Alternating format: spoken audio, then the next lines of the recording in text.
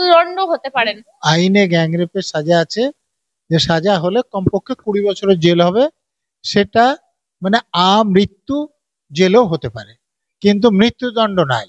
এরপরে আর যেটা সেকশন আছে 127, 127টা রংফুল কনভেনশন, ওর সাজা খুবই কম, বছরখানেক।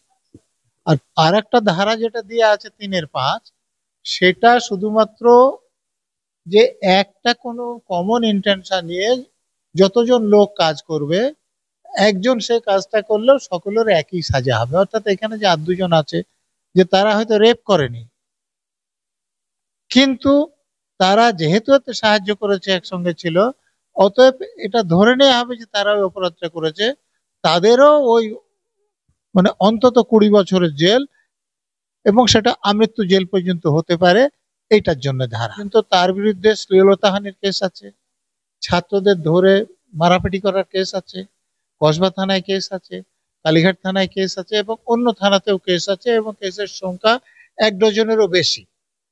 কিন্তু কিছুদিন আগে এই কলেজের ম্যানেজিং কমিটি, যার চেয়ারম্যান একজন শাসক দলের এমএলএ, তাকে এই কলেজে কাজ দেওয়া হয়েছে।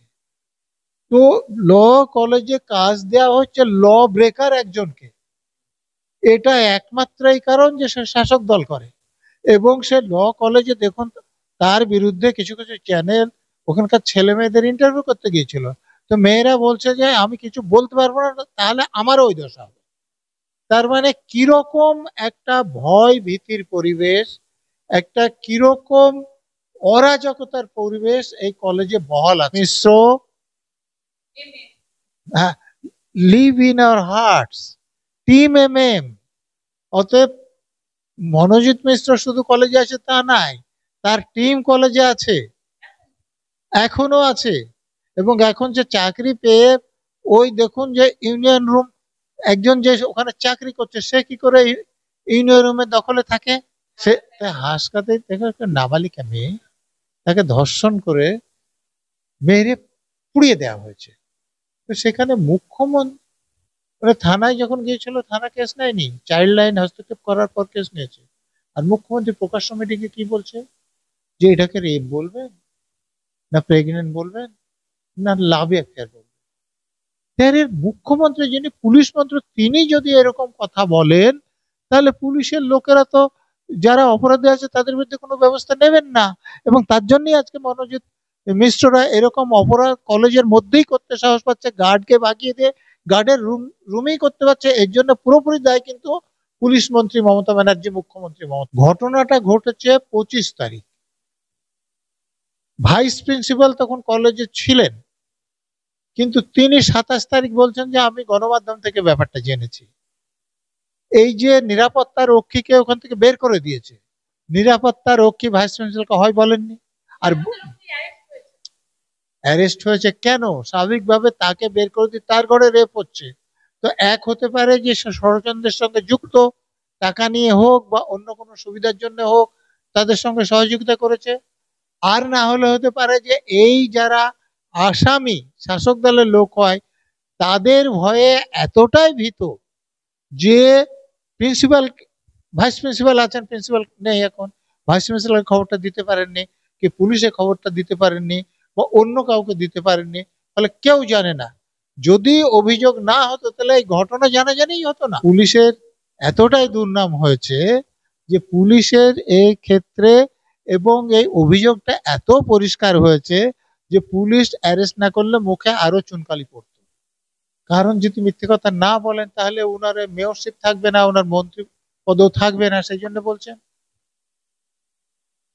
আমি আপনারা জিজ্ঞেস যদি ক্ষমতা থাকে করুন ওনাদেরকে, যে ঠিক আছে ওনার পার্টির সঙ্গে কোনো যোগ ছিল না, তো ওনার সময়ে তো ছাত্র রাজনীতি অনেক লোক করতো, তাদের কাকে আপনারা এই কলেজে কাজ দিয়েছেন?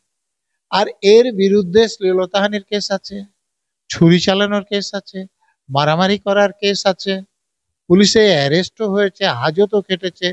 তারপর একে চাকরি দেওয়ার আপনাদের কি প্রয়োজনীয়তা ছিল, যখন দূর দূর পর্যন্ত কোনো সম্পর্ক ছিল না?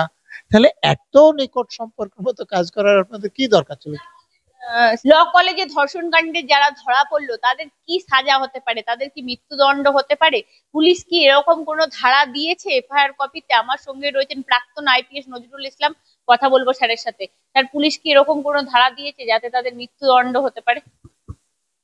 আপনারা যে এফআইআর এর কপি আমাকে দেখিয়েছেন তাতে 70-এর ধারা আছে গ্যাংরেপের, এবং আইনে গ্যাংরেপের সাজা আছে, যে সাজা হলে কমপক্ষে 20 বছরের জেল হবে।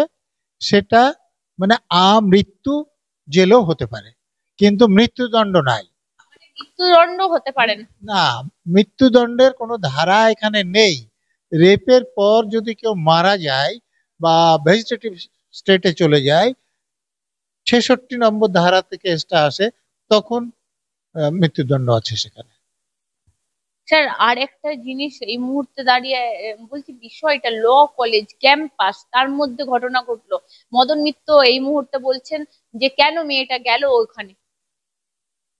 ল কলেজ বলুন, মেডিকেল কলেজ বলুন, আর সাধারণ কলেজ বলুন, এমনকি ইউনিভার্সিটিগুলো, সেগুলো শাসক দল একটা টাকা তোলার জায়গা করে রেখেছে, এবং তার জন্য যারা গুন্ডা বদমাশ ছেলে তারা পাশ করে চলে গেলেও তাদেরকে সে কলেজের সঙ্গে যুক্ত রাখছে, তারাই এবং গুন্ডামি করছে। যেমন যে ছেলেটি প্রধান অভিযুক্ত, তিনি দেখুন এই যে ল কলেজে ভর্তি হয়েছে সেটা কোনো এন্ট্রান্স না দিয়ে ভর্তি হয়েছে বলে খবর পাওয়া যাচ্ছে, বেআইনি।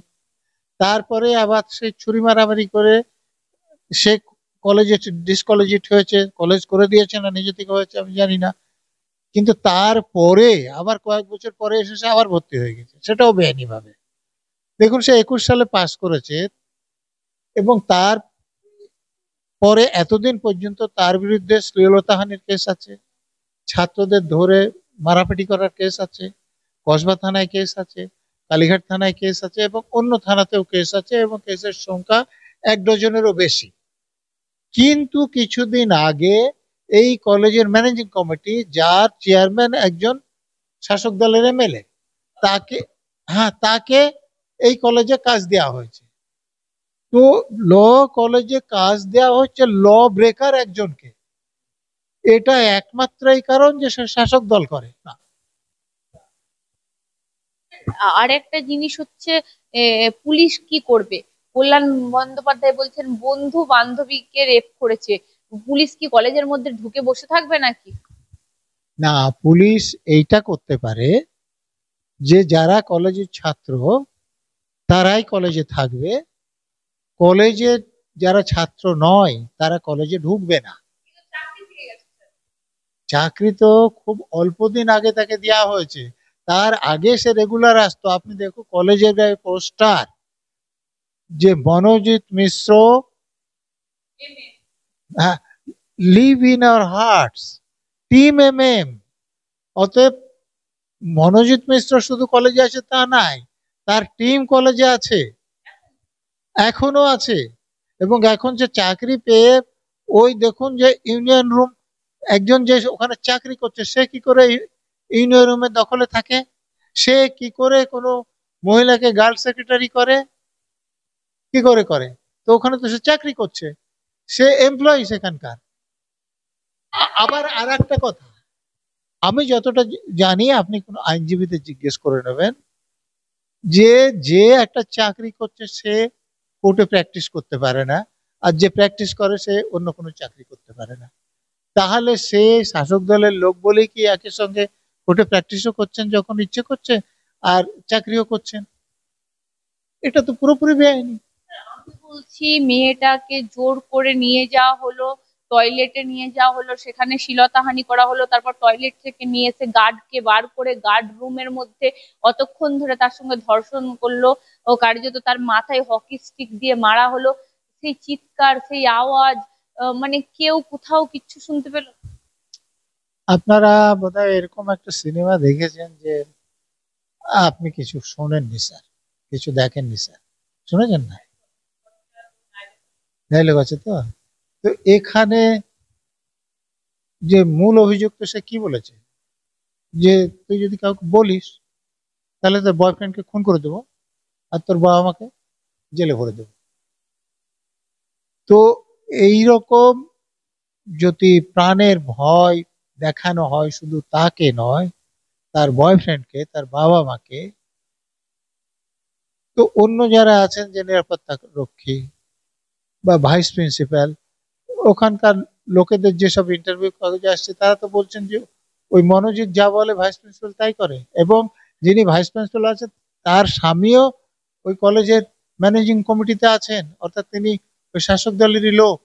অর্থাৎ শাসক দলের লোক ম্যানেজিং কমিটিতে আছে, শাসক দলের লোককে ভাইস প্রিন্সিপাল করেছে, শাসক দলের ছাত্র নেতাকে ওখানে কলেজে কাজ দিয়েছে এবং ইউনিয়নের দখলেও রেখেছে। কি সব সেটিং করে নেবে এখন? তাদের মধ্যে একটা আওয়াজ শুনতে পাওয়া গেছে যে দিদি সব সেটিং করে নেবে। এটা তো অন্যরা বলছে, তাতে আশ্চর্য হচ্ছেন কেন? দেখুন, রায়গঞ্জে এবং উত্তর চব্বিশ পরগনার এরকম দুটো জায়গায় ওরকম ঘটনা ঘটেছিল যে তৃণমূলের ছাত্ররা মারধর করেছিল, খুব সম্ভবত রায়গঞ্জে, যেটা কলেজ পরে বোধহয় ইউনিভার্সিটি হয়েছে।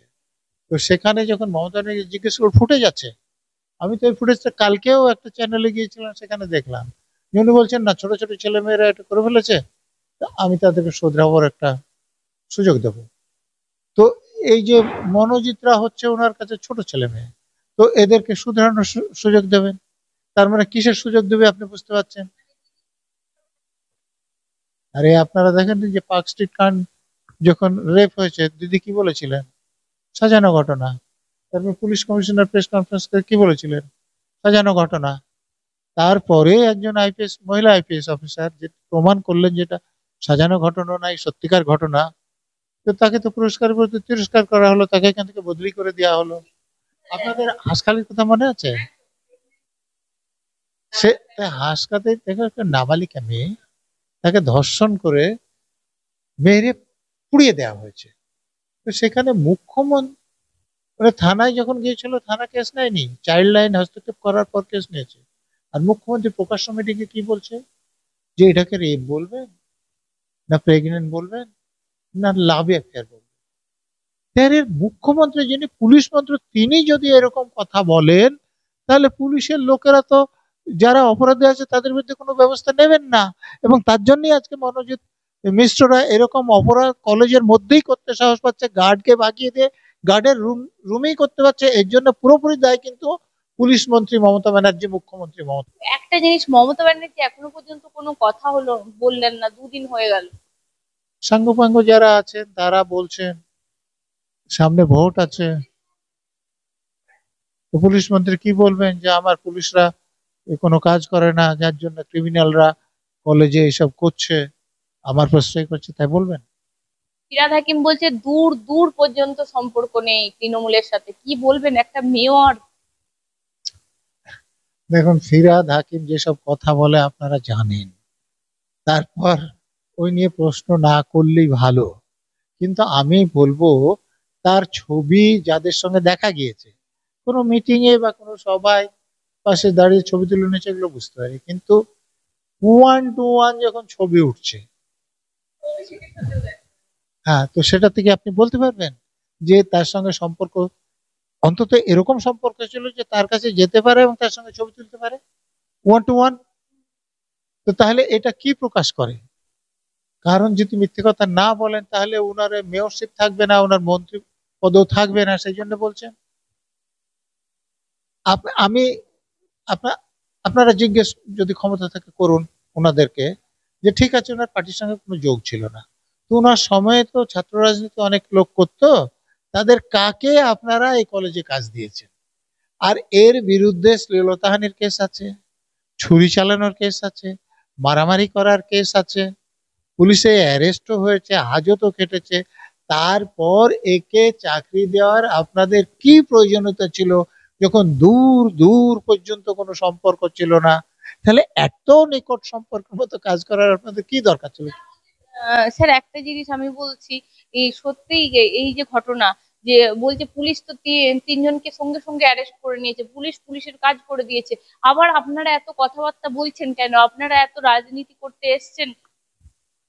পুলিশ অ্যারেস্ট এমনি এমনি করেনি, পুলিশ করতে বাধ্য হয়েছে। এবং এর আগে আরজিকর কাণ্ডে দেখেছেন, এবং কসবাতেও মাস্টারমশাইদের বিরুদ্ধে ব্যবস্থা নেওয়াতে দেখেছেন। তো পুলিশের এতটাই দুর্নাম হয়েছে যে পুলিশের এই ক্ষেত্রে, এবং এই অভিযোগটা এত পরিষ্কার হয়েছে যে পুলিশ অ্যারেস্ট না করলে মুখে আরো চুনকালি পড়তো, সেই জন্য অ্যারেস্ট করেছে। পুলিশ অ্যারেস্ট করেছে, এটা খুব বড় কথা নয়। এই যে এফআইআর করেছে, তাতে যেখানে নাম লেখা ছিল সেগুলোকে পরিবর্তন করে যে লেটার দেওয়া হয়েছে, সেটা না। লেখা আছে, এম লেখা আছে। কপি এসেছে, আপনি ওইটা পরীক্ষা করুন যে যেটা লেখা আছে তার আগে পরে অনেকটা স্পেস আছে, তার মানে ওখানে নাম লেখা ছিল। দেখুন, এটা তিন রকম হতে পারে। যিনি এফআইআরটা লিখেছেন তিনি সেটা কেটে করেছেন, সেটা করলে পুলিশের কোনো দোষ দেওয়া যাবে না। এটা হতে পারে থানায় যখন এসছেন, যে নিয়ে এসছেন তাকে বলার পর তিনি কেটেছেন, সেখানে পুলিশকে কিছু বলা যাবে কিন্তু পুরোপুরি নয়। কিন্তু যদি এমন হয় যে পুলিশ হাতে পাওয়ার পর পুলিশ এটা কেটে করেছে, তাহলে তো পুরো দোষটা পুলিশের। কোনটা ঠিক আমি জানি না।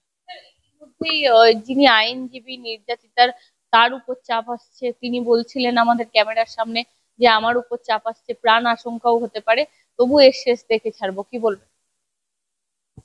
দেখুন, শাসক দলের নেতাদের বিরুদ্ধে আপনি যদি কিছু করেন বা বলেন, আপনি যতই ঠিক কথা বলেন, যে সেটা যদি তাদের বিপক্ষে যায়, তাহলে তো তারপরে চাপ আসবে, তাকে মারধর করা হবে, তাকে অপমান করা হবে, তাকে জেলে পুরে দেওয়া হতে পারে, তাকে খুন করে দেওয়া হতে পারে। অতএব, যদি যারা শাসক দলের নেতাদের সাজার জন্য কাজ করবে, তাহলে তার উপর তো চাপ আসবেই।